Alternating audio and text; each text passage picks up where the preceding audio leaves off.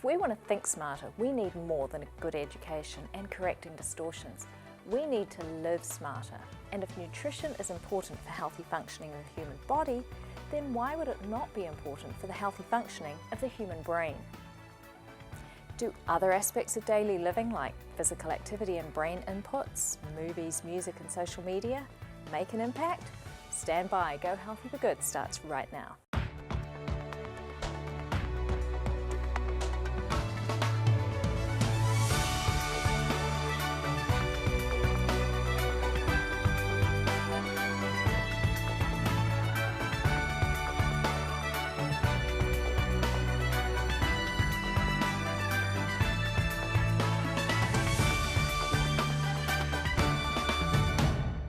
Hello, I'm Dr. Nerida. Welcome to Go Healthy for Good. Health-related behaviours play a role in our ability to think and learn. Psychosocial supports also have an impact. The New Jersey Education Association created this video for Teacher Appreciation Week. Watch. We lift 5 newtons with 1 newton of force. So what's the mechanical advantage? 5 divided by 1. 5. Very good. I can tell he's a math scholar right here, right? Very good. So you're getting 5 times. For nearly 40 years, Albert Seidlecki has taught science to middle school students. That solid, when it forms, is referred to as a precipitate, okay?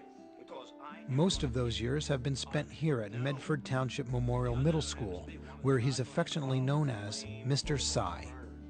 Remember, it's very important that you observe carefully what happens. Wafting, there's all these different senses you're going to use, right?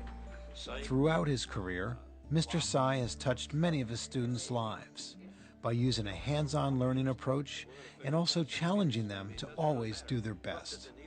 But he never realized how much he meant to some of these kids until he received a phone call from a former student.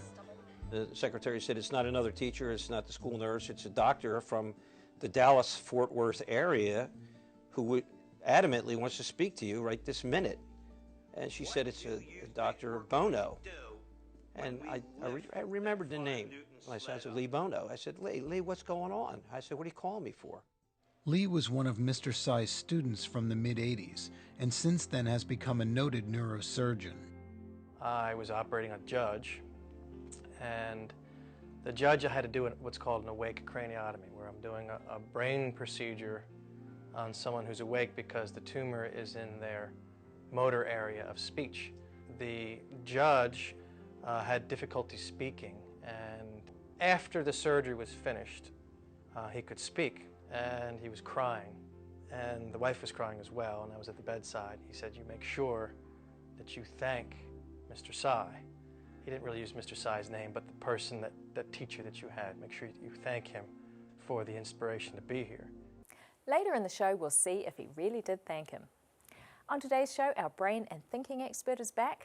Phil has an amazing topping for our very decadent dessert, and Sean is in the gym. But first, the news.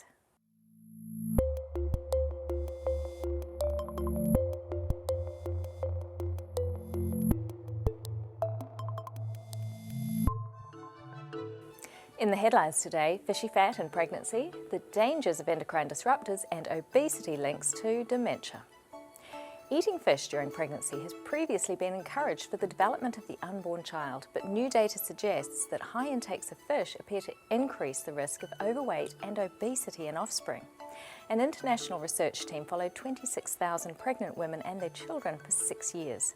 Those eating fish more than 3 times a week during pregnancy had babies with a higher body mass index from infancy through to 6 years, compared with those eating fish once a week or less.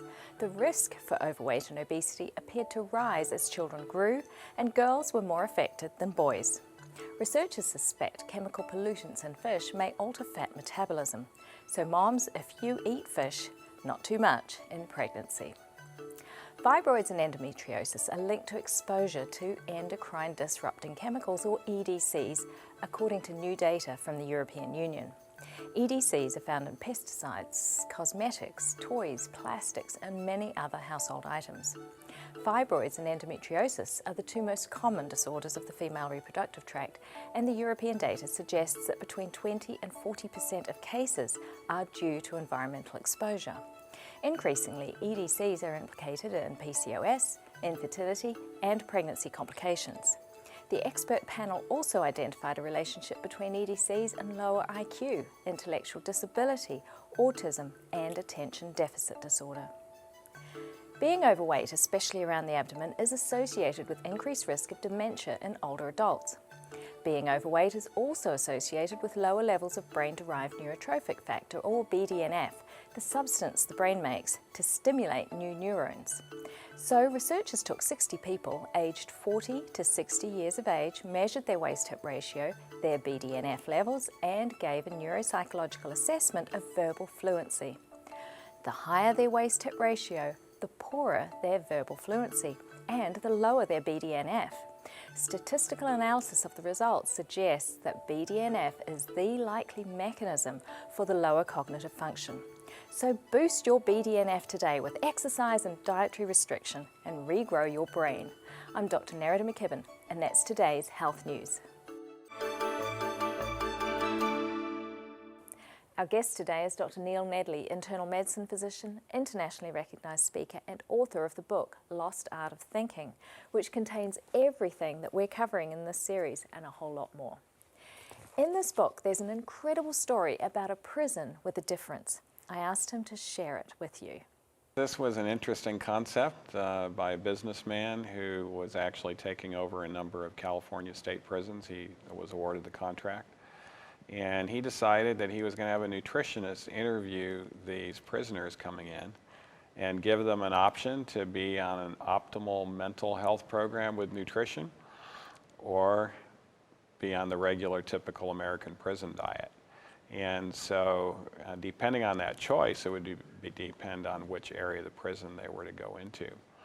And some of the prisoners thought it was punishment enough to be in prison, to be on a plant-based diet, which is the better diet, as we have previously described for mental health. They thought it'd be, it was cruel and unusual, so they chose the typical American prison. But well over 90% of them chose the plant-based diet, which tells me that they had a good nutritionist who was a health educator to do that. And so, and it also tells us that a lot of people are more interested in changing their lifestyle if they recognize the benefits that might come about. And so what happened with these prisoners is they noticed that they were able to think more calmly and not get as angry, and they were actually able to talk to the prison guards and without getting upset, even when they were being herded around like cattle. And they said after several weeks of being on this diet, they even told each other, you know what, I think if I were eating like this on the outside, I probably never would have ended up in here. Now, how the businessman was able to take advantage of this is they needed less prison guards in that section of the prison. And so he was able to save money. And so it was good for business. So it was a good business option. Yeah. It was a good, there must have been less recurrence of prison time perhaps Well, and that's exactly, that's them? yeah, they did follow them, and the recidivism rate was significantly less. In America, it's well over 50% of prisoners that get out, go back into prison. And with this, it was far less than, actually it was less than 10% that ended up going back into prison. Wow. So it was actually a correctional facility. The term correctional was actually correct in this instance. Yes. So that wasn't a good business model because he had fewer customers later. I'm sure there were plenty more where those came from. So they followed them up for how long? It was like a 4 or 5 year follow-up, yeah. Wow. So. And has this program continued? I mean, it would be a no-brainer to continue a program like this, right? It would be a no-brainer to continue the program. But what happened, at least the businessman thought, this was the state of California where it was being run. But the businessman thought that because they were seeing the tax returns and seeing how they were making money on the prison, the state decided to take back the prisons. And the first thing they did was to cancel that program, and then they started to go into debt on their prisons. And one of the reasons why California is in debt is their decision to take over their own state prisons, so that we don't get, quotes, rich people making money off of the state. But of course, they don't know how to run the prisons like a good businessman does. And so it was a big mistake for them to take it back. They did offer it to him again after several years when they were just doing terrible in running it. But he's a businessman, and he was in other businesses, and he didn't trust them at that point because they were bankrupt. And so he didn't take it back. Yeah. What a shame. After the break, we're heading into the kitchen to put the finishing touches to our delightful cheesecake. But first, this. What would you like to drink? Coke for me, please. Nothing for me, thank you. Water then? No water either. Are you sure? Yes, I'm sure. No water, thank you. What? How are you going to wash your food down with no water? Water or soda only dilutes the digestive juices. Oh, well, that'll be good for my heartburn then. Actually, it will do the opposite. How's that? When digestive juices are diluted, then stomach empties more slowly. So when you go to bed tonight and you lie down, the food is still in your stomach, it's mixed with acid and digestive juices. They come up into the esophagus and into your throat. Ew, that's yucky. That's like those birds that feed their young pre-digested food. Yuck, yes. So don't drink with your meals. Well, how am I going to eat dry food like my toast? Do I just put tons of butter on it like I love to do? No, all that fat is going to slow digestion as well. So what I do is I put fruits or vegetables in my meal. Well, how does that help? Well, they're full of water, you know, mineralized, distilled water. Yeah, but I like to have lots of ice with my water and my Coke. You can't get that with your fruits and vegetables. You're right. Ever had a nice headache? Oh, yes, I have. I drink my Coke too fast. I eat my ice cream too fast. You ever had Coke and ice cream together? Huh? But, you know, getting back to the headache, that's the blood flowing from your poor head down to your poor stomach. Well, why does it do that? Because your stomach needs to warm the food or the drink up before it can start digesting and passing it through to the intestines. Yeah, but if I don't drink with my meal, that means I'll have to chew my bites better and I can't eat as much. Well, that would be novel. You know, chewing mixes saliva with the food, and saliva is a digestive juice, so it starts the digestion right there in the mouth, speeds up the entire process. The other thing is, not chewing well, we know is associated with obesity. Oh, well, then I'll burp to that. Oh, I can't take you anywhere, can I? Don't drink with your meals. Doctor's orders.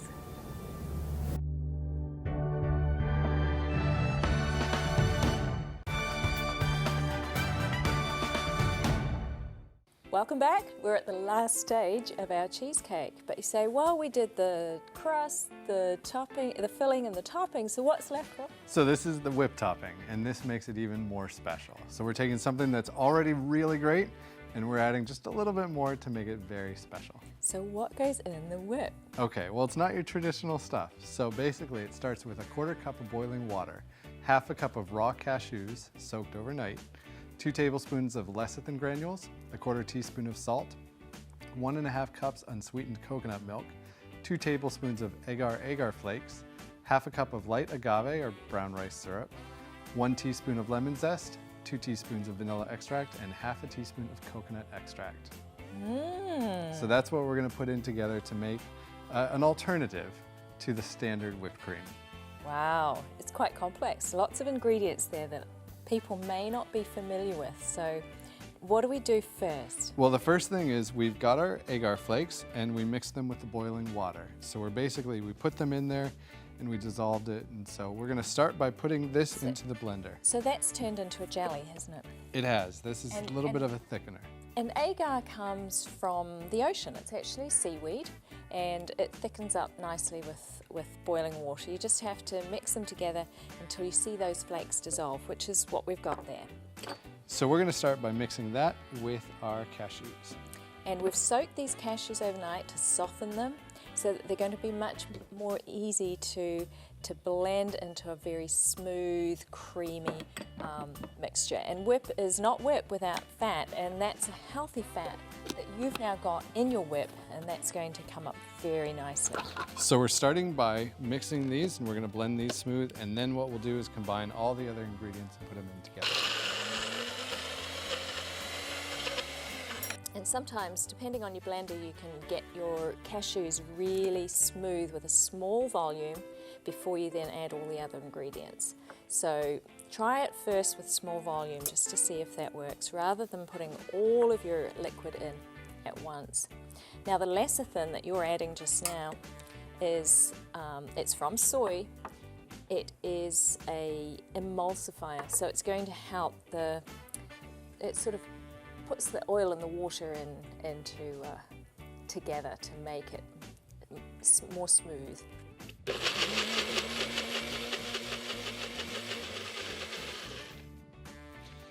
And that's basically it. We've got this pretty smooth. Now we've got the finished product, and to really make it whipped cream, we need to whip it. Okay. The secret to this is that you want to get a cold bowl and then put the filling into that, and then you start it.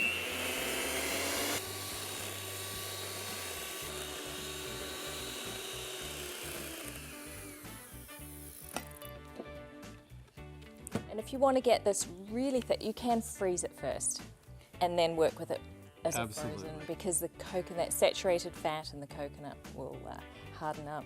Absolutely. So at your heart's desire, and then we've got this, and then you just want to plate it and put it onto our cheesecake. And you can serve it with whip. How's that? I've been looking forward to trying this for quite a while. All right, let's go. You ready? We are. This is very sweet, and I love how you've got the coconut in the whip and the pineapple. I love that combination. So it's like a pina colada cheesecake. So when you've got a special occasion coming up, you're gonna have to try it. Thank you so much, Phil. When a judge had his voice restored by his neurosurgeon, Dr. Lee Bono, he told Lee to be sure to thank his teacher. So out of the blue, Mr. Sidelucky got a call from Dr. Lee Bono to say thank you. Check this out. He calls me. It changed the way I looked at every student from that phone call on. It was a life-changing phone call. And I said, why would you call me? He said, do you remember that day after school I took the brain and spinal cord out of the frog? You told me it was the best one you'd ever seen. He said to me, you know, you got the hands of a surgeon, you're a smart, bright boy, and you could be a surgeon. You could be a brain surgeon if you wanted to. I remember that. I remember that clearly. You could be a brain surgeon. And that is a very important thing, especially when you're 13 years old.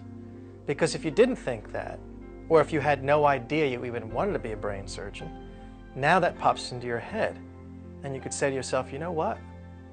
My teacher, who I respect, told me that I have what it takes to be a brain surgeon. As a matter of fact, I saved that brain and spinal cord, and I presented it to him today.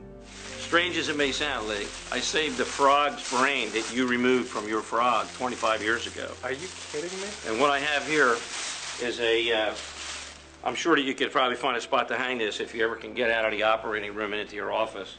It's a beautiful gift, but the meaning behind it, it goes far beyond words. It's a larger representation of the meaning of that lesson. It wasn't just watching a kid take out a brain. It was telling a kid, you know what, like a son, like a father would say to a son, you can be anything you want in life. You can be the President of the United States, you can be an astronaut. Just so happens, after that I really realized I wanted to be a brain surgeon, and so I did it. Had he not said that, maybe it wouldn't have happened. I got interested in science because of Professor Sidelucky. He is an unbelievable teacher. Mr. Sidelucky is an educator. He's not so much a teacher, he's an educator. He stuck in my mind like those bare essentials that your parents teach you when you're young.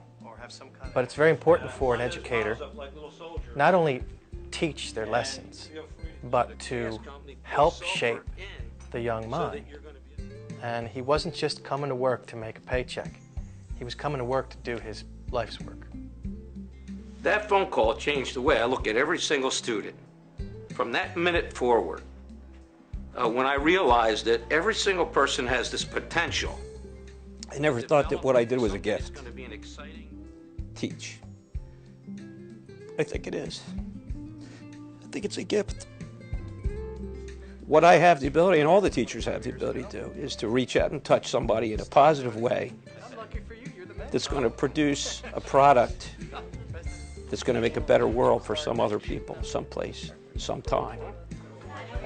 We give students the ability to solve problems that haven't even yet been determined. And we give them the tools to be able to do that with some degree of success. We've done a fine job, all of us collectively. Look at you, you're a man. The man who directed Lee's career all those years ago. We can achieve so much with encouragement and determination. Our brains have a huge capacity. However, what we feed our brains is important for success. Today's expert guest, Dr. Neil Nadley, explains what happens if we eat a low-carb, high-protein diet, as is often used for weight loss. You'll make less of the important neurotransmitters that can help your frontal lobe. And so, yeah, you'll have less control over your emotions when you're on a diet like that. Now, what it can do is to help you not eat as much, because without the carbs, you'll go into ketosis. And ketosis is a catabolic state that's not good for you, actually, but the ketones make you so you're not as hungry. And so that's why some people seem to like it, because it's a little easier to lose weight. But in reality, there's a much easier way to lose weight than that, and it's actually a plant-based diet that's low in fat, and you can actually enhance your brain chemicals that way, enhance your control center of the brain, which helps you in long-term diet control. Because as soon as you can't be on a low-carb diet for life. It's actually very unhealthy for a long time.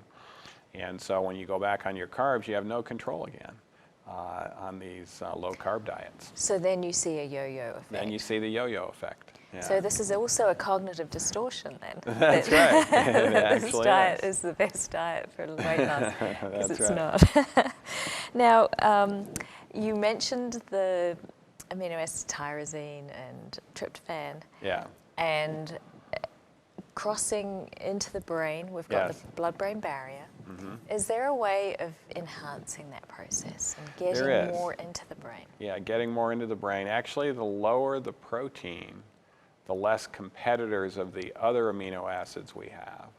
That's one of the reasons why a plant-based diet works as well, because there's 6 competitors for tryptophan, and when we're eating lower protein, we actually get more tryptophan into the brain, and the same is true with tyrosine. So, and the other aspect of things is making sure we're getting the tryptophan and tyrosine with carbs. If we're In the same meal? That's right. Yeah, because it's an insulin-mediated mechanism that gets those chemicals in across the blood-brain barrier. So when we have carbs on board, the insulin-mediated mechanism is working well, and we're actually transmitting those across the blood-brain barrier. But if we're just getting it from chicken and turkey, not working. You'll still get the tryptophan and tyrosine into your body, but you won't get it into your brain.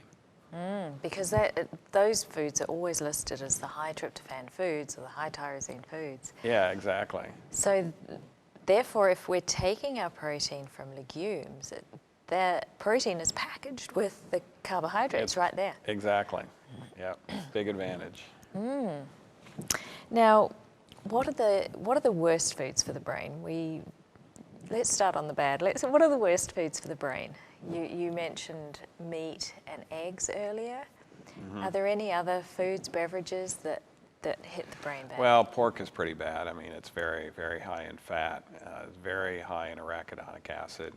Also has some other things potentially that can cause pretty bad brain health. You know, you can get brain trichinosis even, you know, and it can Worms cause in some the brain. issues. So we recommend, we recommend staying away from pork, and also other meats can have arachidonic acid as well, so that's why it's better to go plant-based. Is that more the processed meats that are high in arachidonic acid, or it can No, be... it's all, whether it's processed or not, I mean, that just comes with it, is arachidonic acid.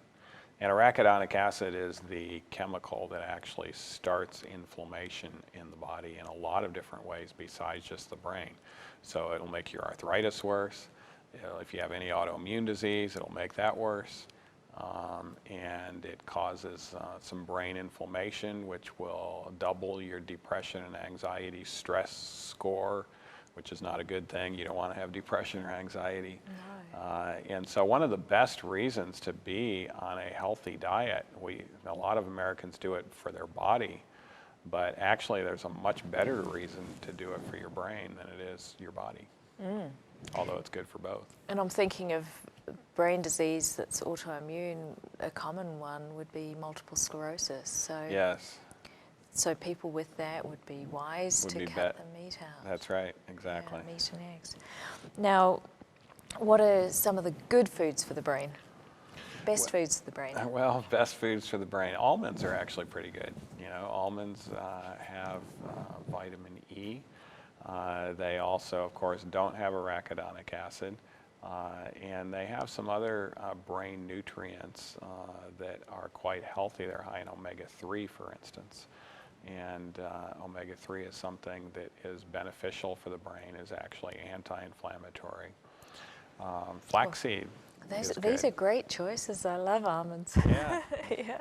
Flaxseed? Flaxseed is very good. High in omega-3, high in tryptophan. Actually has some tyrosine in it too. Chia seeds are pretty good. Spinach is actually a good food for the brain. And walnuts are a pretty good food for the brain as well. Well, those are great, yummy foods yes. that we can eat on a everyday basis without, really trying, actually. High tyrosine foods would be like your more sesame seeds are good. Watermelon is good. The greens are good, particularly mustard greens.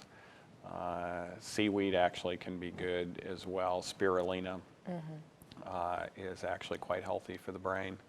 And then the high folate foods, which are a problem for America getting enough, would be your garbanzos and your lentils and black-eyed peas are very high. So those are all healthy foods for the brain. Healthy foods for the brain. That's what we need to chow down on every day. Don't go away. Dr. Neil Nadley is back after the break, but first, consider someone who did just that. There's a book in the Bible that contains incredible predictions that we now look back on as world history. There are even more that tell how the world will end. It's a book that's written in code by someone with great intellect, and his name was Daniel. Daniel was a young Israeli boy when he was captured by the Babylonians and taken to serve in their government. They expected him to observe their customs, religion, and lifestyle. But Daniel knew better. On arrival in Babylon, he was given a rich diet to fatten him up after a 1,000-mile trek across the desert on army rations. It says that he purposed in his heart not to defile himself with the king's delicacies and wine, so he requested a simple vegetarian diet to eat and water to drink. The Dean of Men reasoned that he should eat what was put in front of him, so Daniel offered to do a 10-day trial to see how he and his 3 close friends fared compared with their compatriots. After just 10 days, they looked sharper and were better off than the other draftees, so the dean allowed them to remain on their whole food, plant-based diet. After 3 years of Babylonian college, Daniel and his 3 friends were interviewed by the king and found to be 10 times wiser than all the wise men and counselors in the realm. So they were appointed to duties at the palace. In fact, Daniel served there for several decades, and when Babylon was overthrown, instead of being killed, he was placed second in command to the Medo-Persian kings because he excelled. During his years as king's counsel, Daniel sought wisdom from God 3 times a day in prayer. He was not self-reliant, but God-reliant. And in turn, God tasked Daniel with recording those amazing prophecies. They made him faint in horror, but we find them so helpful in understanding last day events as we live through them right now in the turbulence of the 21st century. And it all began with lifestyle. Would you purpose in your heart to eat and drink to the best of your ability?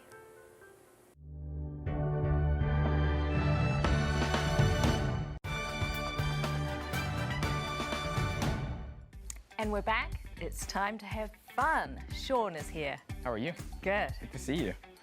So today, what are my tools, right? See the evil grin, right? Yeah. I got some dumbbells and I got a resistant band, all right? We've used a resistant band before. We've used some dumbbells.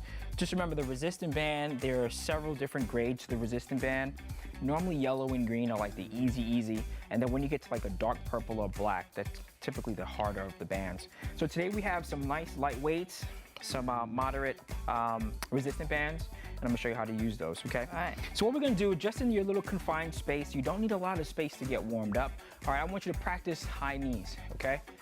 We're gonna do this for about 10 seconds, and then we're gonna go into a squat with a side lift, okay? Okay. So let's do this, 5, 4, 3, 2, get those knees up, and 1, all right? We're gonna go to a side lift, not a kick, but a lift, okay? Looks like this. Lift. We're gonna use the legs a little bit today, so that's why so you keep on going. We're gonna use the legs today. Okay. So that's why I want to kind of warm up the glutes, warm up the quads, and kind of get your body nice and heart rate up a little bit. Okay, 5, 4, 3, 2, and 1. Remember, you have to warm up, all right? 30 seconds to about 3 minutes of just something that's gonna get your heart rate pumping. We're gonna start with the dumbbells, okay? We're gonna work the quads. All right. Right here from the top of your knee all the way up to your hip.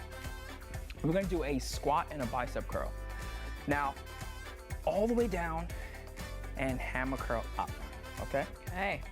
Now I want you to aim for about 15. We're not gonna do 15, but aim for about 15. All right, 3, 2, and 1.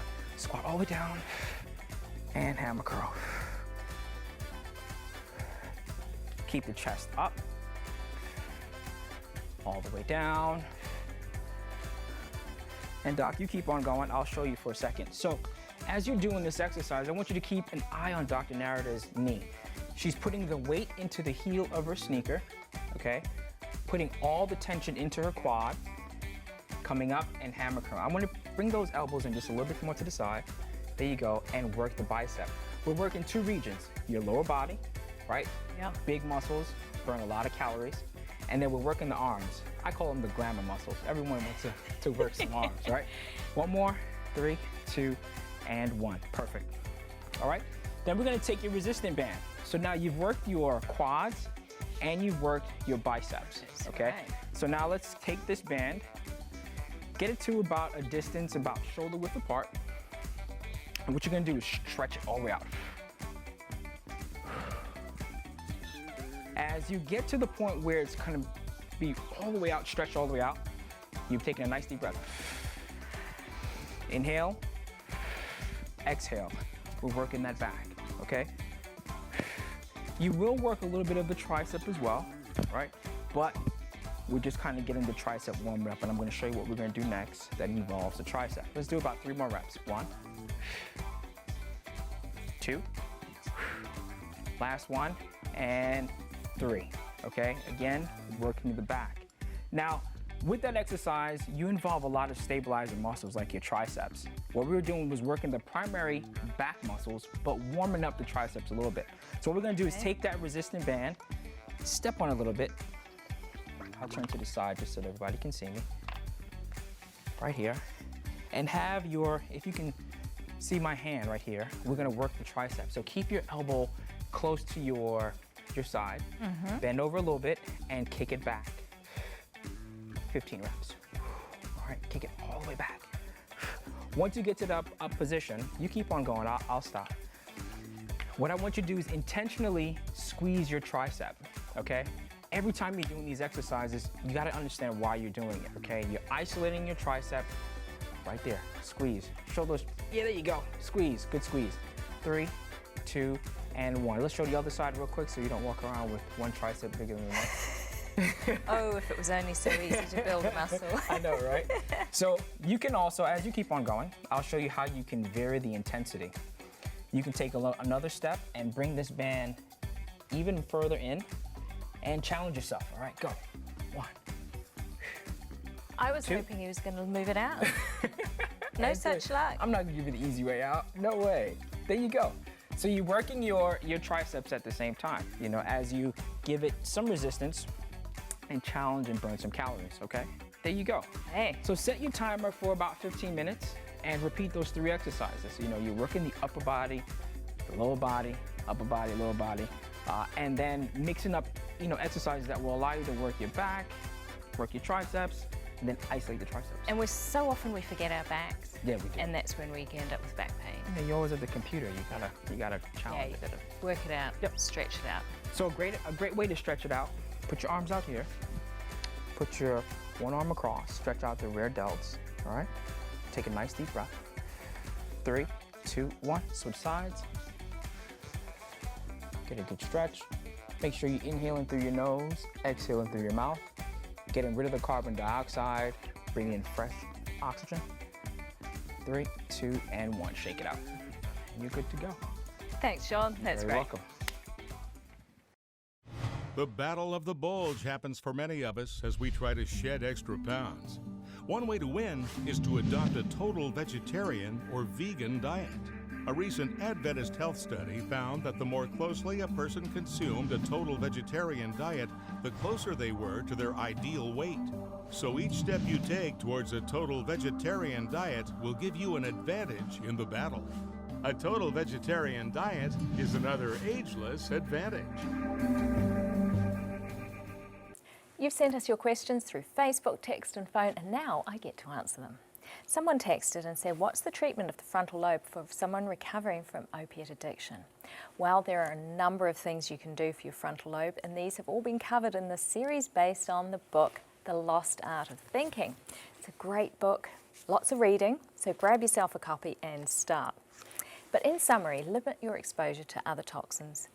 Eat clean, let only healthy foods past your lips. Avoid all other drugs, including alcohol and caffeine. Seek and be a good friend to others. Do brain exercises using your memory and doing abstract thinking. Tell yourself the truth. Avoid those cognitive distortions. Avoid addictions as well, obviously. Actively listen to classical music. Have good sleep habits. Take daily vigorous exercise. And remember that prayer and meditation are absolutely vital for your recovery. Someone else texted, a good friend of mine found out she has MS just 4 months ago. Is there something you can suggest to help with her fatigue? Well, we have a whole show on MS, so point her to the website and perhaps even sit down and watch it with her. It's www.hopetv.org/gohealthy/watch. Someone else called, what would you recommend for bodybuilding for a man who's fractured an elbow and a hip? Ouch. That's a tough one. You're going to need a lot of patience, but keep working the good side as much as you can, and even do isometric exercises without moving those joints, but stress those muscles around those joints as much as you can. You can lift with your good side, lift a dumbbell or even just a can of beans, and you can do stationary cycling with the resistance turned right up and remove the pedal from the fractured side. Just use your good side. Whatever you do, just keep moving as best you can and get well soon. Cheryl says, I watch your program on sleep apnea. What was the mouth guard made of? Well, I actually don't know. I presume that you're concerned about the chemicals like bisphenols that might be in that rubbery, plasticky substance. Well, I'm sure there are a variety of materials used. So ask your dentist what options he can give you. Go away and do your research before you make the decision. Thanks for those questions. Keep sending them through Facebook, our website, or by calling us. Now let's go shopping. In 1543, Spanish explorers found sweet potatoes growing in cultivated gardens in what became Louisiana. Essential food in all the colonies. There were no refrigerators, but this was a crop that could be stored right through the winter. In the Depression in the 1920s, 31 pounds of sweet potato was consumed by each person in America. and it became associated with poverty, so it lost its popularity. And now we only eat about 4 or 5 pounds per year. Although it's sweet, it's a good choice for diabetes because it can stabilize blood glucose. Bake it or boil it and puree it. One serving is equivalent to a cup cubed, and that contains only 175 calories. So take some home today. Don't refrigerate it because it can become bitter.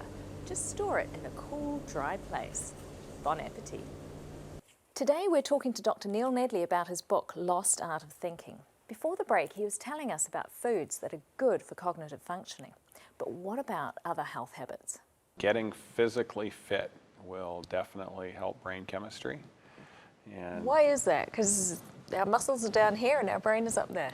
Well, actually, it's because we get more tryptophan and tyrosine into the brain with exercise as well. Exercise works like insulin in getting these nutrients into the brain. And so, yeah, actually equivalent or better than antidepressant medicine is getting on an exercise program to become fit. How much? How much a day would be the equivalent of medication? About an hour a day. And does it matter how we spend that hour? Does it need to be vigorous? Can it just be walking? It needs to be exercise that's getting you more fit. So yeah, vigorous would be good, but not vigorous the whole time because then you're going to be in the anaerobic phase of metabolism and you'll wear yourself out. And so we recommend IT as being best, intermittent training, where you alternate vigorous exercise with less vigorous exercise. So if you're not fit at all, you might be, brisk walking and then resting. And as you get more fit, you're going to be running and then alternating with a slow jog. And that's when you know you're very fit. And you can do that the whole hour and not get sore. And do you have to do your whole hour at once? Can you break it up through the day? You can break it up and experience benefit that way as well. However, we have found out that if you don't get it in early and the whole amount, you may not get it in. And so for our depressed patients or anxious patients, we're having them do 60 minutes a day. In the morning? In the morning. Preferably. Yeah, pre-breakfast. Okay, that makes sense. Now, indoors or outdoors for your exercise? Outdoors is better, yeah. Even when it's cold, we tell people there's no such thing as bad weather, just bad clothing. The only exception to that is if you have a tornado or a hurricane or a thunderstorm or a blizzard. You might get lost in the blizzard, right? That's right. Then it's bad weather. Yeah. Okay. And why is outdoors better? Fresh air. Okay. Yeah. So you'd want to exercise where there's green spaces, and that fresh air has negative ions which produce some additional benefit to the brain. And so, but it's still better to exercise indoors than not at all. Right. And so we need to keep that in mind as well for those days where there might be hurricanes. Yeah, okay. Now another thing that can make a difference is the season, right? Because depression can be worse in the wintertime. How do you get around that when the days are short? Light therapy is the therapy. way to get around it, yeah. And we actually recommend a medical grade light box which simulates the bright blue sky. So it's a blue light? It's a blue light, yes. And then. And how do you use that? It's best to use it within 10 minutes of awakening. It helps set the body clock. And studies have shown that 60 minutes of that blue light therapy in the morning is better than taking antidepressants. And it actually will help regulate your sleep. You'll sleep better. It'll help get you on an early to bed, early to rise program, which also has an antidepressant effect versus the late nighters who have much more struggles with depression. So it has multiple benefits. Side benefits again. No side effects. That's right. And as effective as the medications. Yeah. Speaking of sleep, give us some tips for sleep, because this can be a real problem for people with brain challenges. Well, what we just mentioned is one of the biggest tips, and that is light therapy in the morning will help you sleep better. If you're having early morning awakening, get additional light therapy in the afternoon. Okay. That will also help you sleep better. And then, of course, exercising, making sure you're exercising in the daytime, that will help you sleep better. not eating before going to bed, at least 3 hours. Early to bed, early to rise, you'll make more melatonin, you'll sleep more efficiently doing it that way. And then not worrying excessively when you're not getting enough sleep. You know, you can schedule your, you know, you need to have some sleep time set aside, you know, making sure you're getting enough. And we would recommend, you know, 7 hours for most people. Some people can get by with 6, but certainly no more than 9. Too much sleep can be a problem, but if you've, you know, scheduled yourself a good 8 hours to be in bed as an adult, that's normally pretty good. But if you're not sleeping very well, worrying about that actually makes it worse. And so we have to let people know, you know, although it is an issue to not get enough sleep for one night, it's a much more major issue to not get enough sleep for 3 months. That's when we start seeing the significant issues.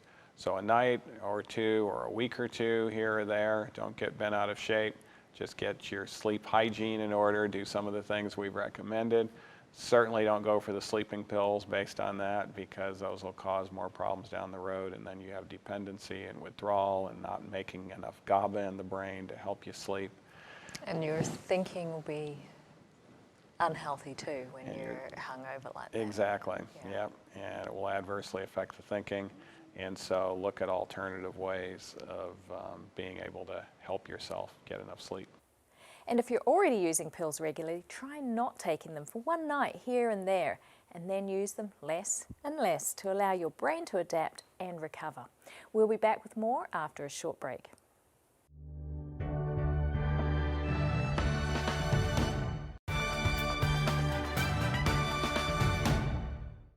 And we're back. On today's show, we're talking about optimizing your brain through habits of daily living. Here's one person's story of how just 1 week with the Ornish Reversal program changed her life.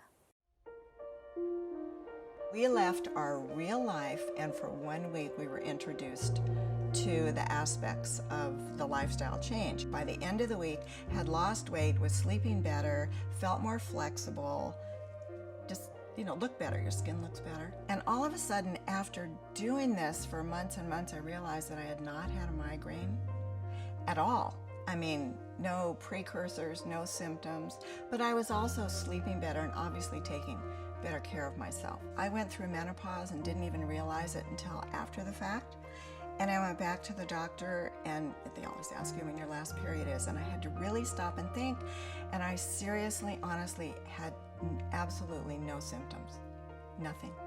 So that's sort of motivation for me, you know, to keep doing this, and that's another reason I would share it with friends too. It's not that I think you can talk yourself out of things, but I think that you can calm your mind and calm your body and just be receptive to I mean, even enjoying the food that's put in front of you and just recognizing the fact that it's not just a meal to be gobbled up, but it's to be enjoyed and appreciated. And I think you get more out of it then, appreciating the people that you're with on a regular basis.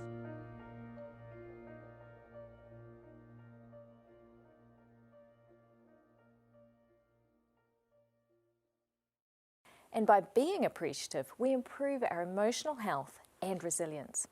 Something we do all day, every day, is drink, whether it's water, soda, coffee, and at times alcohol. So how do beverages affect emotional health? Here's Dr. Nedley to explain. Alcohol will decrease your emotional intelligence. And caffeine is called the silent killer of emotional intelligence. It blocks adenosine receptors in the frontal lobe. You're actually more likely to gossip under the influence of caffeine than when it's not around.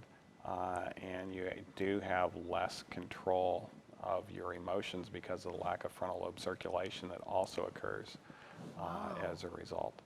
Your circulation of your frontal lobe can go down by about 40% with 1 cup of coffee. Really? Yeah. And depression is about a 50% drop, so That's there's right. some real similarities there. Yeah, there's some significant. That's why our programs are caffeine-free. We want to do everything we can to enhance emotional intelligence. So no alcohol and no caffeine. That's right. Is what you would recommend for a good functioning brain. Yes. And I'm presuming, drink plenty of water. Yes, water is the best beverage. Water substitutes, not so well. Right. So, But herbal teas, if they're just herbal teas? yes, yeah, that can be helpful too. Okay, so this, you don't have to have it all cold. Now, another thing that you advocate is the use of music. Talk to us about music. Is it just passively listening, or is there more to it with music therapy? Well, actively listening is even better. And how do you do that? How do you teach that? Well, first of all, the right kind of music. Not all music is going to enhance the frontal lobe. Some music will significantly depress it, like caffeine will. You know, after 1.5 to 3 minutes, even though the music might be enjoyable to you, heavy metal music is going to suppress the frontal lobe of the brain. Syncopated rock rhythms and those sorts of things will also suppress the frontal lobe of the brain. And so we want to get the 6 characteristics of frontal lobe enhancing music. And melodious, the harmonies should be centering on the non-dissonance harmonies. So you don't want to have a lot of the 9ths and 11ths and 13ths. Of course, jazz is filled with those type of harmonies. But that's why the blue note is called the blue note. It actually induces depression. And so it's appropriately named. Wow. That's right. Wow. And so we want to get to straight, beautiful harmonies. There might be okay to have some dissonance as you're going from one phrase to another, but not centering in at all in the dissonance.